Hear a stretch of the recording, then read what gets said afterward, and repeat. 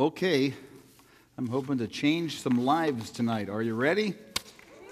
There you go, a little enthusiasm. Woo! I've had some things on my mind that probably have been on your mind too. So I have 3 questions that I'm going to try to answer tonight. A little science, a little theology, and a little experience will help us answer each of them. And the answer to the 3 questions may indeed change something about you. First question, why does it rain? I don't mean how does rain form or the physical process that causes rain, but what is the purpose of rain? Why in this system that God created is there such a thing as water falling from the sky on our heads? To answer that question, it turns out you have to change your perspective of rain from your local perspective to a much larger view. In fact, your view has to expand out until you're looking at the whole world as one, not just at the Central Valley or Visalia or your house and backyard, but the whole world as one system. If you think of it, the world is like an individual house, and that is to say it is a complete system, entirely self-contained, and only the walls of the earth, if it were considered a house, would be the edge of our atmosphere. If you look at the world that way, then you can begin to divine the purpose of rain. Rain and snow are simply summed up as the air conditioning that is provided for our planet. The system of the earth and rain works exactly like your thermostat at home. When an area of the world gets hot, water that is in the ground and contained in the leaves of the plants and in the trees evaporates in the heat and it rises. It moves upward into the atmosphere. Once enough heat is generated to cause a large amount of water to evaporate upwards and form clouds, clouds are water vapor and they get heavy and they let go of the moisture and it falls back to earth where it cools things off, helps plants grow, helps shrubs and trees grow, which in turn help keep the earth at a moderated temperature. So I know because you are a contentious bunch that you are thinking right now, what about deserts and what about the rainforests and other places that don't have a lovely cool temperature all the time because of the rain? What about the North and the South Pole? Well, let's think about those things in this way. Here at church, we've spent an inordinate amount of time and money and energy having installed a thermostat system over in the office building. Ideally, the concept is that one thermostat takes care of several offices that are next to each other. So, for example, when I walk in the morning to Joanna's office, I have the expectation that when I traverse through it and go to my office right next door, it will be the same temperature. Raise your hand if you think that ever happens. That's right, not even close, right? It's the concept, it's what we paid all the money for, but it just doesn't work. What actually happens is that the units produce either warm or cold air in abundance, and then they send it into the ductwork up and over the building to come to our office areas. And the first chance it has to drop either hot or cold air into an office, it takes full advantage of and drops 90% of it there. And then it goes to my office and goes.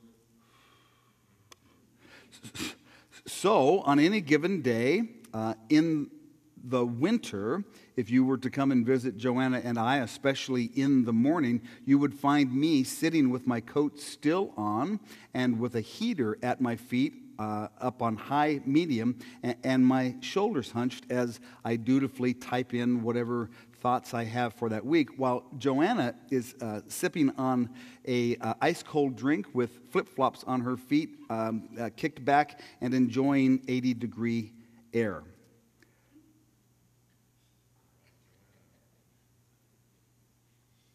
Is Joanna here? Okay. I thought maybe something would fly through the air at that point, but it didn't. So that's great. Okay. So the warm air that's generated has to travel through a long system, and it doesn't distribute evenly. So the concept is that the whole church should be the same temperature, and won't it be wonderful, they said when they installed it. It'll be great, they said when they installed it. But it's not wonderful or great or the same temperature. Not even close. It's Pretty much the same thing for our earth. The sun doesn't shine equally on all parts of the earth. So some parts are very cold, some parts are very hot. But overall, if you look at the planet as a whole, we are kept at a range of temperatures that allows for one very important event. Does someone want to shout that out? The existence of life itself. That's right.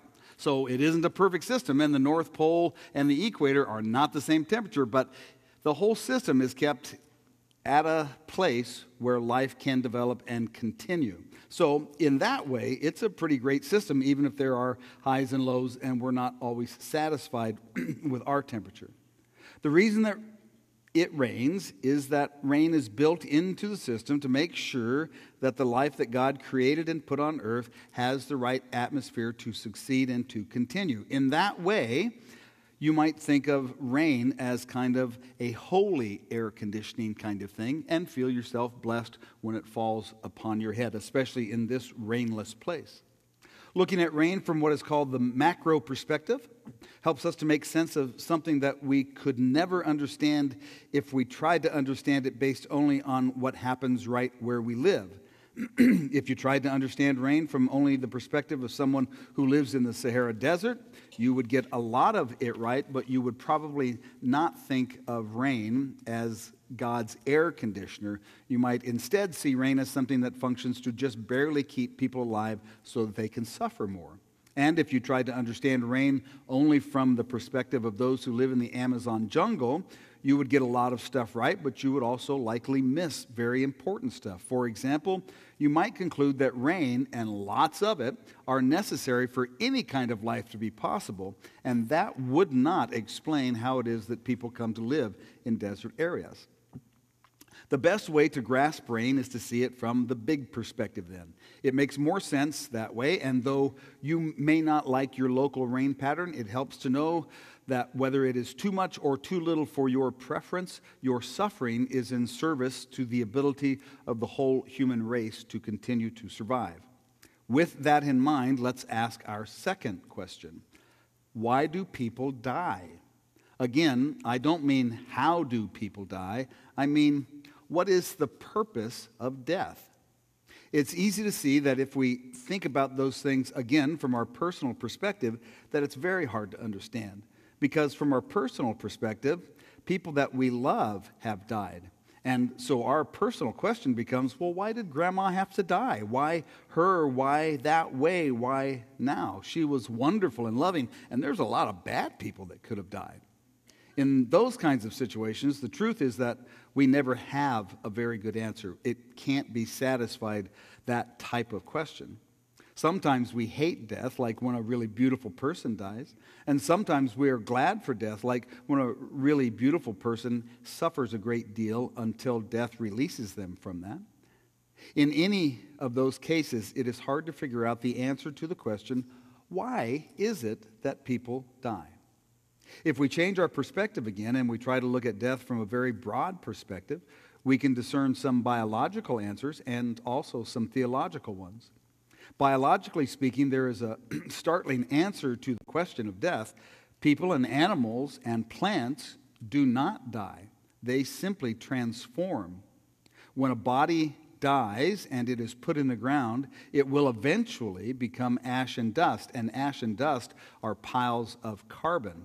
And at some point in history, that carbon will become fuel for a plant or a tree or for grass.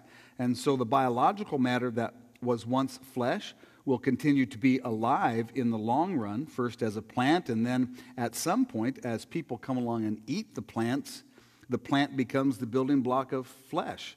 So from a strictly biological point of view, there really is no death. There is only transformation, incessant, constant, and unstoppable.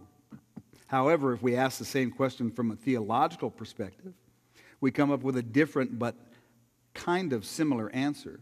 Theologically, we believe that people die because death is the consequence of sin.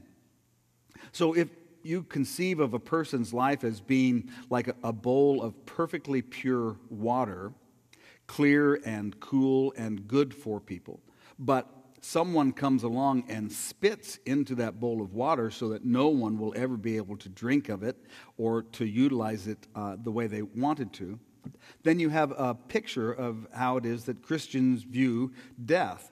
Life was created perfect and pure in the garden, but Adam and Eve and every human since then has come along and in one way or another spit into that which was at one time perfect and pure, and so we're not fitted for living eternally in the flesh, and death comes into the equation.